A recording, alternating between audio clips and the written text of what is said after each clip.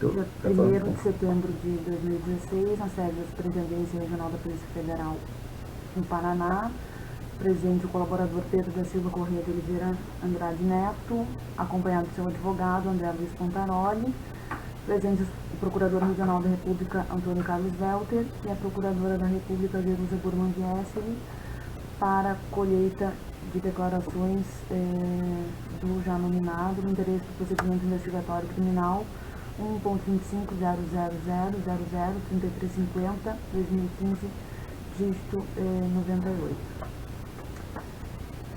Doutor Pedro, então, o senhor estava falando sobre a interface do mensalão com o Petrolão. É verdade. O salão e o Petrolão era uma coisa só. Em meados de 2004, foi 2005, em meados de 2004, mas o negócio foi feito em 2005. Mas em meados de 2004, um empresário do ramo de distribuição de petróleo, tinha uma empresa, Dínamo, distribuidora de petróleo, que tinha, além de ter destilaria de álcool, ele tinha também vários postos de bandeira chamada de Mega. Ele me procurou dizendo que sabia que eu tinha um relacionamento forte, que tinha feito a indicação do Dr. Paulo Roberto Costa para a diretoria de abastecimento, e me procurou na tentativa de fazer um negócio com a Petrobras em cima de 45 milhões de litros de álcool que a Petrobras tinha. Esse álcool era denominado dentro da Petrobras de um álcool infectado, porque o álcool era um alcanido e esse álcool era utilizado para limpar os dutos de óleo diesel e de gasolina. Então ele ficava amarelo. E aí, mas era um álcool próprio para o consumo, até, aliás, um melhor desempenho do que o álcool anilídeo normal, porque ele tinha misturado com gasolina e diesel. E então ele redestilou o álcool e comprou esses 45 milhões de litros de álcool, a Petrobras, com um deságio de 40%. E desse deságio ele ofereceu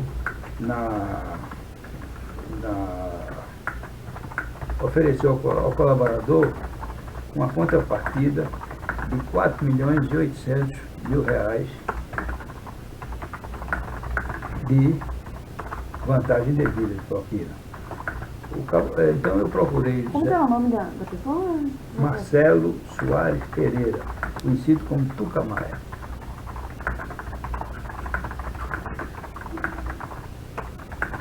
E essa Dínamo distribuidora de petróleo fica onde mesmo? Não sei, era dele. Mas ele tinha também uma destilaria. A Dínamo também possuía uma destilaria de álcool. Ela possuía uma série, como era distribuidora de petróleo, possuía uma série de atividades ligadas a postos de gasolina, combustível, gasolina, álcool, óleo diesel. Então ele tinha uma série de... E tinha também destilaria de álcool dentro do grupo. E esses 4,8 milhões eles foram oferecidos como contrapartida e propina da operação dos 45 milhões de litros de álcool que a Petrobras dispunha, esse álcool chamado álcool anidro infectado, e que foi vendido a esse empresário com uma... O senhor sabe o valor total dessa transação? Não sei porque ele foi oferecido com um deságio de 40%. E foi feito isso, 4.800.000, não sei se aí se é 5%. E aí, na verdade, o valor total eu não tenho ideia. E esse valor de 4,8 milhões, ele foi destinado a quem? Era para ser destinado à propina que seria paga, então. Eu procurei o deputado Zé Janene, o deputado falou com o Paulo Roberto Costa autorizou. Ele então pegou o João Cláudio Genu, que trabalhava com ele no gabinete dele, como assistente assessor parlamentar do deputado Janene. João Cláudio Genu conduziu esse assunto, e aí foi feito, esses 4 milhões foram divididos da seguinte maneira. Ficou 1.440.000, que eram os 30% para Paulo Roberto Costa, foi pago a Genu 10%, porque ele, como operador, teria direito aos 10%, e 10%, que seriam 480 mil reais, e o restante, os 60%, foram pagos ao Partido Progressista, 2.880.000 reais. Em relação a esses 2.880.000 do partido, Desculpa, só porque aqui 2.8 mais 1.4 vai dar 3, 4.2, tá, eu queria contar. era 30% de Paulo Roberto, 10% de Genu e 60% do partido. Era sempre, as operações foram feitas todas na Petrobras, era em torno de 30% ficava do resultado do líquido ficava para Paulo Roberto, 10% ficava para as operações e o restante ficava o partido, 60%, que é isso que ele dizia, 60%, 40%, Paulo Roberto dizia isso, porque 10% era do operador. E aí, uma parte desse dinheiro que era do partido, ou seja, dos 2.880.000, na época, foi feito um depósito da Dínamo Distribuidora de Petróleo, que foi a empresa beneficiada do negócio da Petrobras, na empresa chamada 2S Participações Limitadas, que era uma empresa do Marco Valério, do operador Marco Valério, do Mensalão,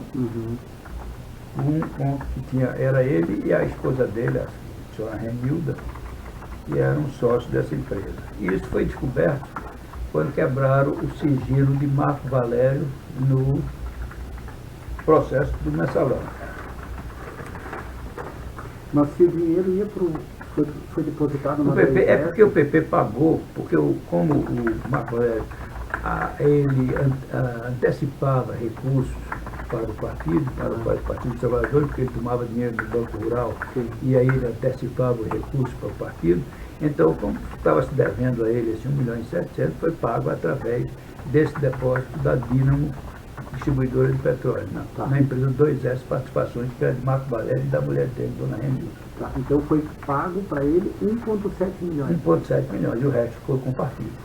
E o senhor sabe como é que o restante foi pago? O resto, portanto, foi pago em espécie para o partido. Tá.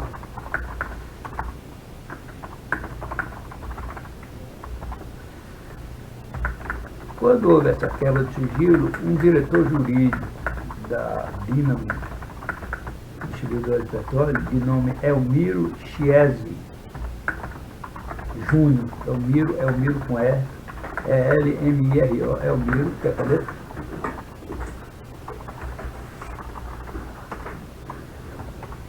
Um diretor jurídico da Dínamo, chamado Elmiro Chiesi, Chiesi é com 2 S, C-H-I-E-S-S-E, Júnior.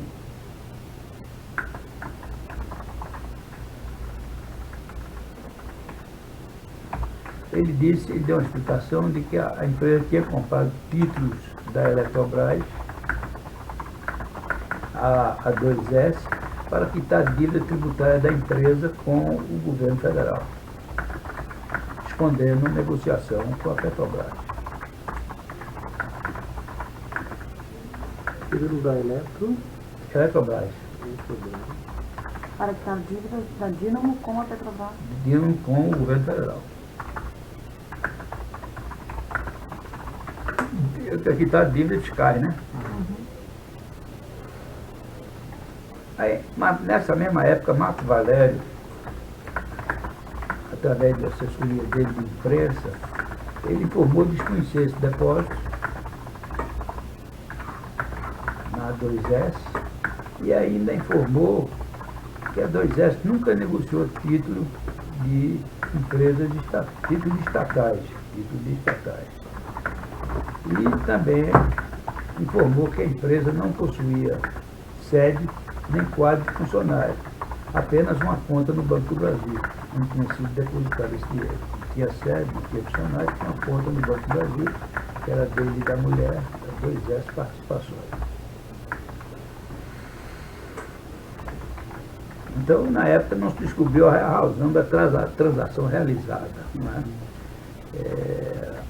Mas ela demonstra esse vínculo que mas a Petrobras, a Petrobras, naquele momento, parecia que as pessoas não queriam chegar na Petrobras. Então, desde 2005, 2004, 2005, a Petrobras já financiava o mensalão. Então, era a mesma coisa. Quem forneceu a conta das 2S participações a Dínamo foi o João Cláudio Genu, por ordem de Janelli.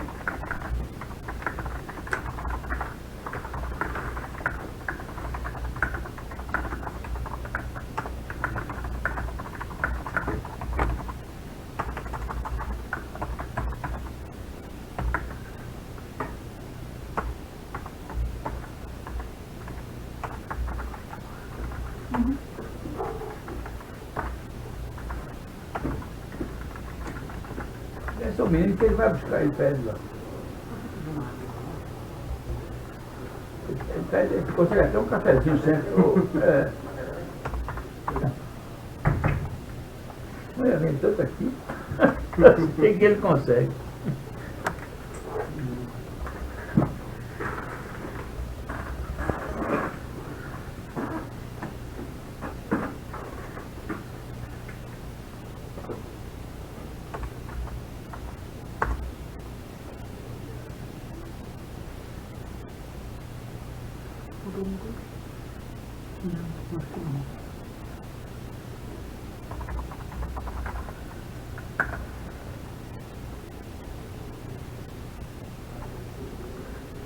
Continuando então, doutor Pedro, sobre essa parte do mensalão, o senhor quer acrescentar mais alguma coisa?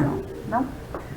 Então, dado o seu histórico político, doutor Pedro, sobre como que ocorriam as indicações desses cargos, especialmente nas estatais, na Petrobras, como que eram feitas essas indicações políticas?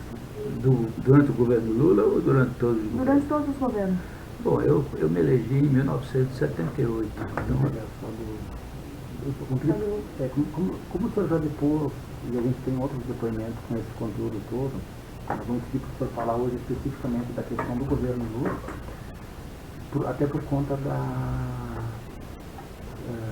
do tempo que nós dispomos. Acho que é mais adequado limitar hoje. Aí, se o senhor puder explicar como é que se deu. O governo Lula se iniciou em 1º de janeiro de 2003.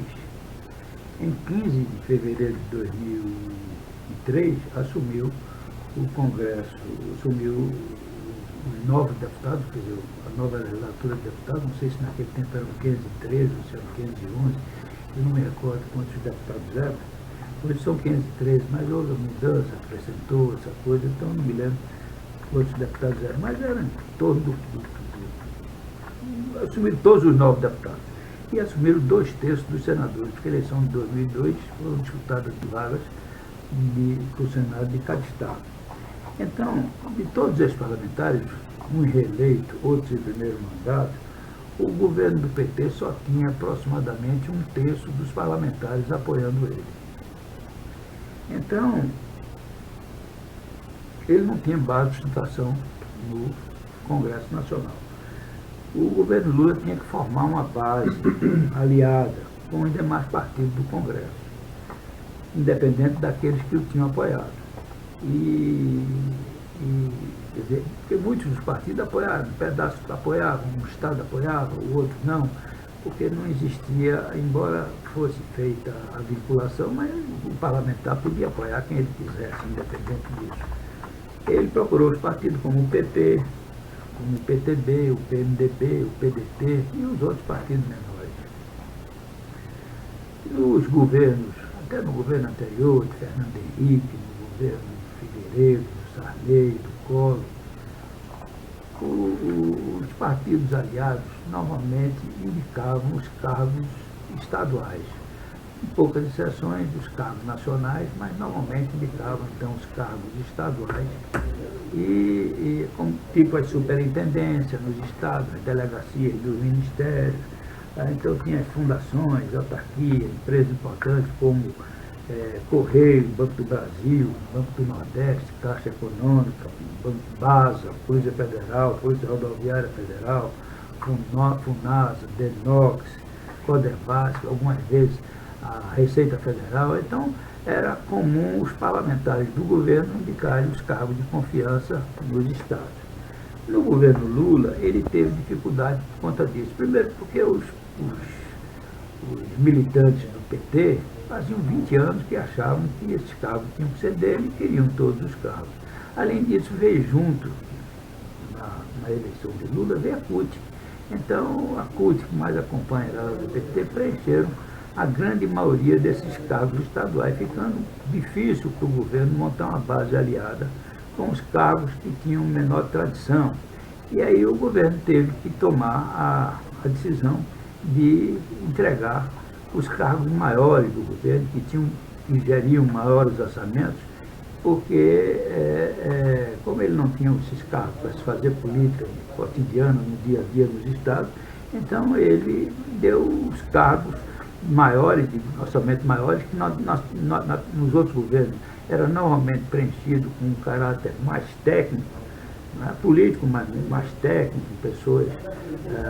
O ministério você preenchia, botava um senador, um deputado para ser ministro, mas o restante do ministério sempre tinha cargos compatíveis com a carreira técnica. E ele, então, ele teve que entregar isso aos partidos. E aí foi a maneira como ele tinha de fazer uma base de sustentação política, com o sabido e total interesse de que esses partidos tinham realmente benefícios de forma arrecadatória para fazer a eleição. O PT tinha já, antes, o PT era um partido que tinha receita própria, porque antes do PT chegar ao poder, ele descontava 20% do salário dos seus parlamentares e daquelas pessoas que tinham os cargos comissionados, além de acertarem com as prefeituras, o governo de estado que ele já tinha. Naquela época ele já tinha um lápis de prefeitura importante, Campinas, etc.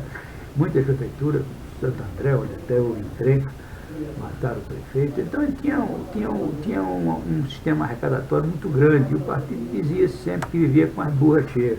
Era um partido que tinha muito dinheiro. E isso era do conhecimento do presidente Lula, para dar esses cargos para a base aliada, e do ministro da articulação política, que foram inicialmente, era o ministro da Casa Civil, Zé Disseu, que acumulava tudo, depois Aldo Rebelo, e no segundo governo dele, o Jacques Wagner. E outro ministro importante, como a Dilma Rousseff, que era ministra da Casa de Minas e Energia, o Antônio Palocci, que era ministro da Fazenda, e que tinha uma participação forte nos bancos, no RID, nas empresas ligadas ao Ministério da Fazenda. O Márcio Tomás Baixo, que era o ministro da Justiça, que também tomava conhecimento desses assuntos. Eles sabiam qual era o interesse que tinha um partido como o Partido Progressista de administrar uma diretoria da Petrobras. Não tinha nenhum interesse em administrar a Petrobras, porque ninguém era técnico, ninguém sabia como é que funcionava. O que nós tínhamos interesse era nomear o diretor para poder fazer serviço, para prestar serviço aos empresários e receber recursos. Esses recursos, propina, que era para se gastar em eleição. Eu, por exemplo, não fiz, não construí, ao contrário, diminuí meu patrimônio, não aumentei meu patrimônio, eu não tenho conta no exterior, não tenho nada, mas o dinheiro que eu recebi, sabendo que era errado, sabendo que era propina, sabendo tudo direitinho, mas fiz para gastar em política. Então, em 2002, na eleição de 2002, por exemplo, o PP não apoiou formalmente Lula, nem Serra. Nós não nos coligamos com ninguém. Porque como nós tínhamos mais interesse em fazer deputados, nós não tínhamos candidato forte ao governo do Estado, e o Partido Progressista era um partido de deputados e senadores, como ainda hoje é, só tem uma governadora lá de Roraima. O partido tinha interesse em fazer deputado, e aí deixou livre os diretórios para fazer as composições com quem eles quisessem. Os dois candidatos maiores, que eram Lula e Serra, mas também tinham outros candidatos, Ciro Gomes e diversos outros candidatos que estavam disputando a eleição, e cada partido fazia lá, cada diretório estadual fazia a composição com quem queria para que pudesse facilitar o número, aumentar o número de deputados. E, por exemplo, no meu caso, eu fiquei com Serra, porque eu era aliado político de Djalma Vasconcelos, que era o governador de Pernambuco, e nós votamos em Serra. Mas em 2003, parte da bancada tinha votado com o Serra, e nós tivemos uma reunião da bancada que foi presidida pelo ministro Delfim Neto, ex-ministro Delfim Neto, que era vice-presidente do partido. Paulo Maluf estava viajando, ele era o primeiro vice-presidente, eu o segundo, e aí acertamos que nós íamos participar do governo Lula, porque já tinha havendo conversações no sentido de nos convidar, e aí fomos autorizados. Eu como presidente do partido, porque na verdade eu que exercia formalmente, era de fato o presidente, não era de direito, mas era de fato o presidente. O Pedro Henrique foi escolhido o líder do partido, e o deputado Zé Janine, que era o primeiro tesoureiro do partido, fomos escolhidos para montar a base de negociação, para que a gente pudesse fazer as indicações dos cargos e participar da base do governo de Lula. No início, nós tivemos a primeira conversa com o deputado Zé Genuíno, que era presidente do PT.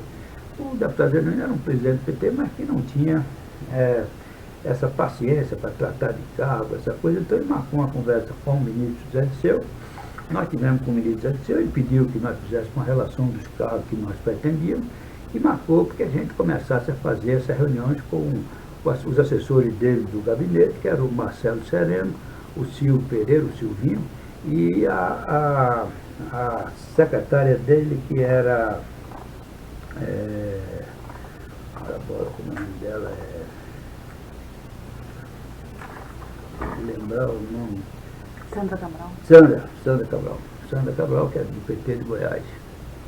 E aí nós começamos a fazer reuniões, nós entramos com os pedidos, nós queríamos uma série de órgãos, e aí pedimos a ele, nós queríamos uma diretoria do IBE, a diretoria da Anvisa, uma diretoria da Anvisa, a Secretaria de Assuntos Estratégicos do Ministério da Saúde, que era a secretaria que comprava todos os remédios do Ministério da Saúde, queria o Ministério da Cidade, queria o Denatran, a diretoria de abastecimento da Petrobras, a CBTU, a Receita Federal, vice-presidente da Caixa Econômica, diretoria do Banco Nordeste, presidência da CHEF, gerência da mesa de operações do Banco do Brasil e algumas diretorias de fundo de pensão. Então, o ministro, nós falávamos sempre com o ministro chefe da Casa Civil, por exemplo, tinha assunto específico, o IRB, quem era subordinado ao ministro Palocci. Então, além de falar com o ministro da Casa Civil, nós íamos procurar o ministro Palocci, que ele, para fazer as indicações do IRB, para conversar com ele como é que a gente podia fazer esse entendimento para escolher a diretoria do IRB. No caso da Secretaria de Assuntos Estratégicos, o ministro era o hoje senador da Costa, que era ministro da Saúde, e nós tivemos conversando com ele. Então, quem comandava tudo era o Zé Disseu na Casa Civil. Havia um censo, o que é que existia? Havia pelo menos cargo entre os vários partidos da base aliada. Quando havia consenso, quem resolvia era Zé Disseu. E quando havia dissenso, havia problema entre os partidos, quem resolvia era o presidente Lula. O dissenso era ele que fazia. Mas aí, na formação da base, o partido foi atendido, no primeiro momento da reivindicação, com a Secretaria Executiva de Assuntos, a Secretaria Nacional de Assuntos Estratégicos do Ministério da Saúde. Fomos atendidos nomeamos para lá o doutor Luiz Carlos Bueno, nós fomos atendidos com a diretoria financeira do IRB, e nós colocamos lá o Luiz Eduardo Lucena. Fomos atendidos com a diretoria da Anvisa, nós colocamos lá o Vitor Hugo Travasso. Fomos atendidos com o diretor superintendente da TBG, Transporte Brasil Bolívia de Gás. E aí indicamos o Paulo Roberto Costa. E depois, quando não conseguimos fazer o entendimento com o Rogério Manso, que era o diretor de abastecimento, que tinha assumido, e o presidente Lula tinha acertado com o governo anterior, na passagem com o governo Fernando Henrique, ficar mais um ano na Petrobras, na transição do governo ficou acertado. Então, vou ver quando o senhor tem que deixar o café aí. Então, mas outro assunto que a gente fala na nomeação do Paulo Roberto.